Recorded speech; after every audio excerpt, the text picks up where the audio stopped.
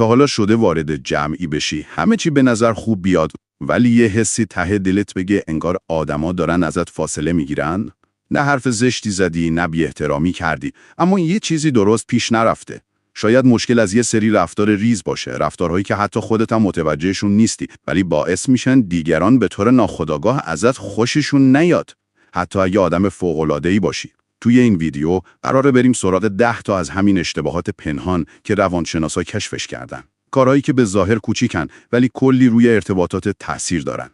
اگه میخوای آدما راحت‌تر بهت اعتماد کنن، از بودن کنارت لذت ببرن و یه تصویر خوب ازت تو ذهنشون بسازن، این ویدیو رو تا آخر ببین. شاید یه تغییر کوچیک همه چی رو عوض کنه.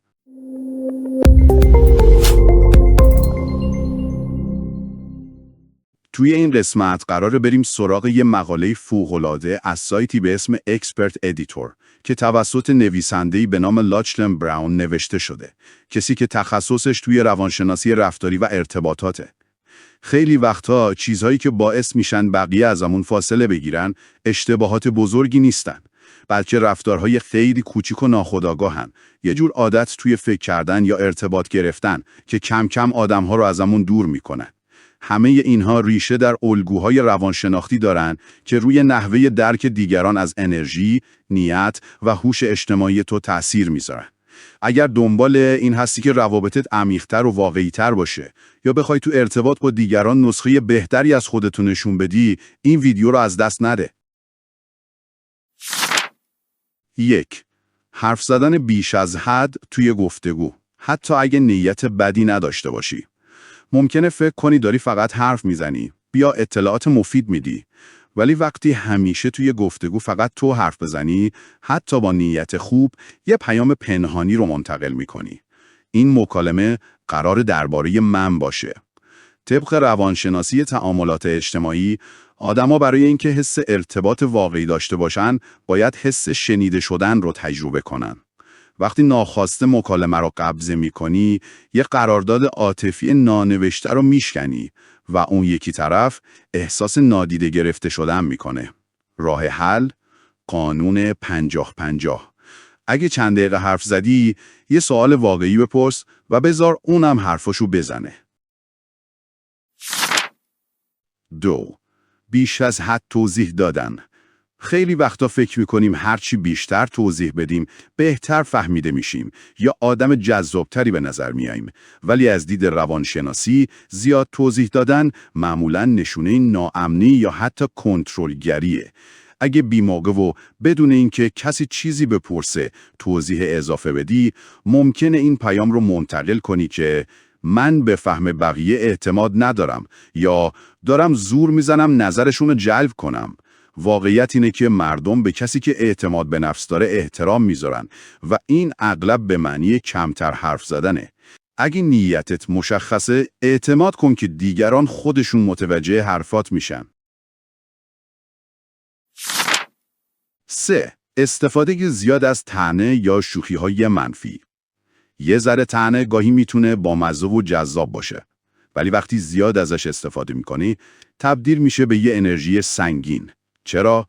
چون طعنه معمولاً با یه لبه پنهانی پرخاشگرانه همراهه. باعث میشه آدم‌ها مدام با خودشون فکر کنن الان داره شوخی میکنه، ناراحته، داره منو مسخره میکنه. از نظر روانشناسی، طعنه مداوم دیگران رو مجبور میکنه دائما در حالت آماده باش بمونن تا منظور واقعی تو رو بفهمن. این باعث ایجاد یه تنش همیشگی میشه و حس امنیت عاطفی از بین میبره.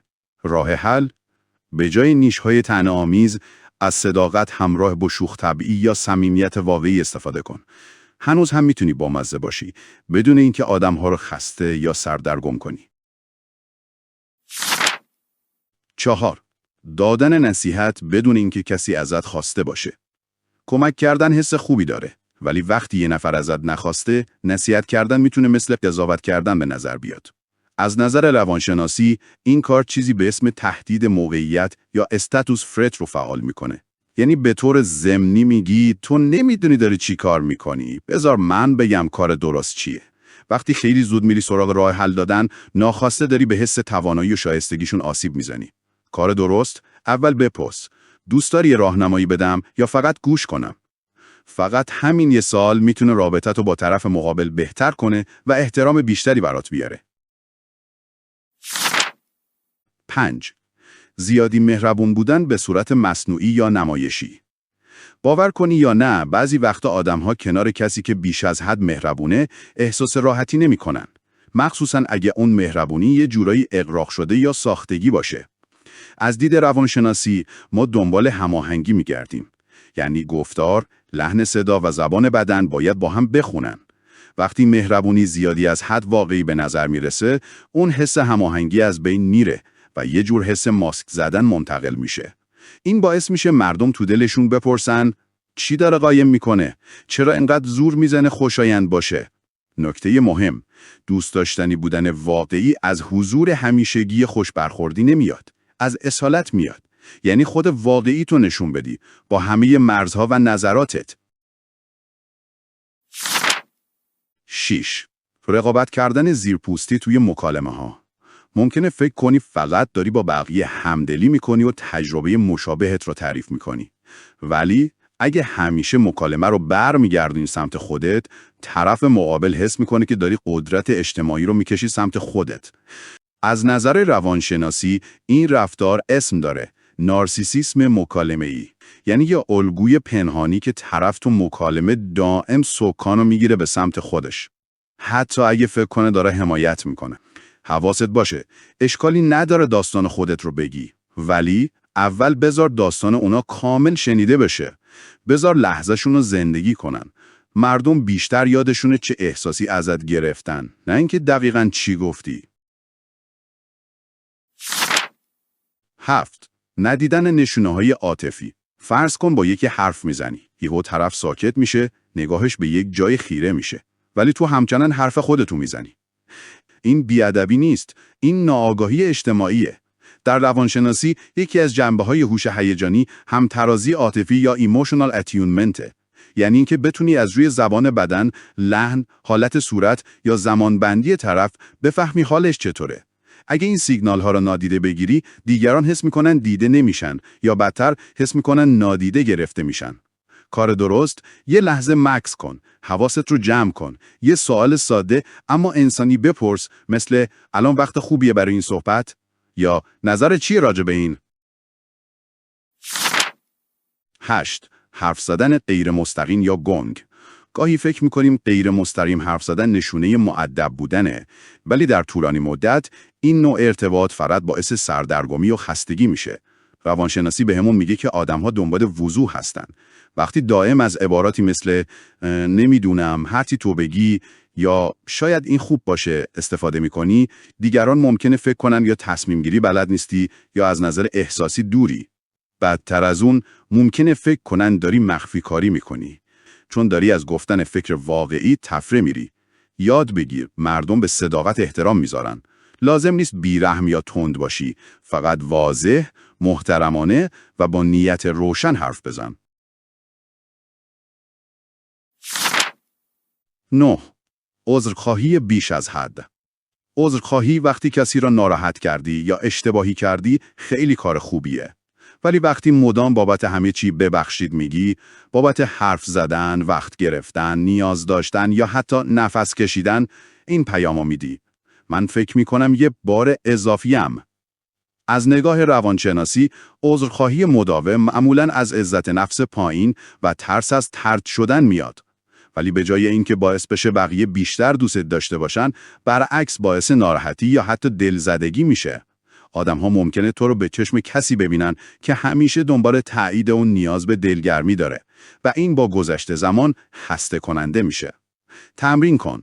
به جای گفتن ببخشید که مزاحمت شدم، بگو مرسی که وقت گذاشتی.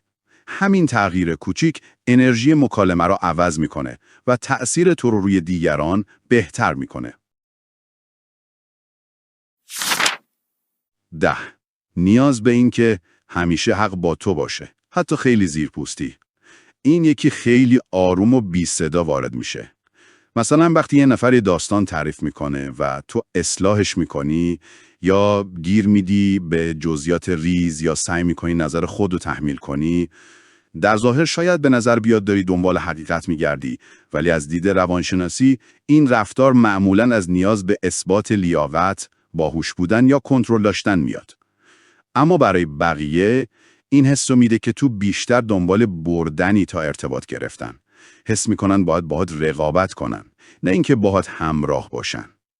راه بهتر کنجکاو باش، نه اصلاحگر. از اشتباهات ریز بگذر. به جای اعلام نظر قطعی، سوال بپرس. آدما جذب کسانی میشن که رابطه رو مهمتر از برنده شدن میدونن. نتیجه گیری نهایی. بیشتر این رفتارهایی که گفتیم عمدی یا بدخواهانه نیستن. اکثرشون الگوهای ناخودآگاه هستن. شکل گرفته از اضطراب، عادت یا میل به دوست داشتنی بودن. ولی واقعیت روانشناسی اینه. اولین قدم برای تغییر خودآگاهیه. وقتی شروع کنی به دیدن اینکه رفتارها چه احساسی توی بقیه ایجاد میکنه، نه فقط اینکه قصدت چی بوده، اون موقع است که در ارتباطاتت یه در جدید باز میشه. لازم نیست نقش بازی کنی یا تبدیل به یه مشکل گشای مردم بشی. فقط واقعی باش. بیشتر گوش بده، با صمیمیت و وضوح حرف بزن. یادت باشه، حضور واقعی خیلی مهمتر از اجرای بی‌نقصه. این چیزیه که واقعاً مردم رو جذب میکنه و چیزیه که تا مدتها بعد از تمام شدن گفتگو تو ذهنشون میمونه. تا قسمت بعدی، خدا نگهدار.